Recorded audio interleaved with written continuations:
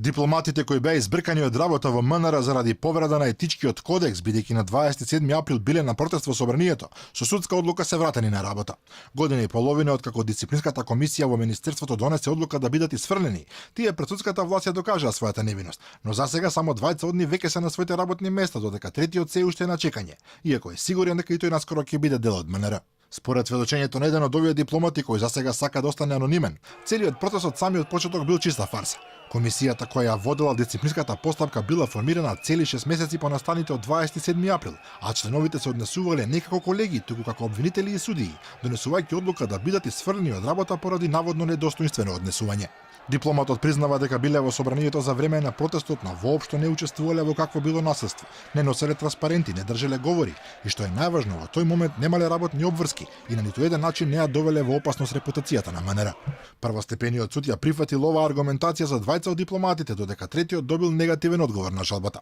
Сепак подоцна апелациониот суд донел одлука и во негова корист, но за разлика од другите двајца кои без понатамошни проблеми биле вратени на работа, МНР одлучило да поднесе сопствена жалба на одлуката на апелација во неговиот случај. Дипломатите веруваат дека на сите во министерството им е јасно дека и кај него не постои никаква вина и дека ова се прави само со цел тој да биде понижуван и малтретиран поради поинаквите политички погледи од оние на актуелните шефови на македонската дипломатија. МНР секако должи одговор зошто било потребно да се поведе ваква постапка, како судскиот епилог ќе влијае врз репутацијата на министерството и дали некој ќе поднесе одговорност поради целиот случај. Алфа побара став од МНР во врска со целиот случај, на што доби одговор во првиот дел речиси ист со објаснувањето на дипломатите, односно дека дисциплинската постапка била водена поради постапување спротивно на етичкиот кодекс и нарушување на угледот на професијата дипломат и угледот на министерството и на државата. А во врска со одлуката на судот се додава: со правосилна одлука на судот, двајца вработени се вратени на работа поради тоа што решението за престанок на работниот однос на министерството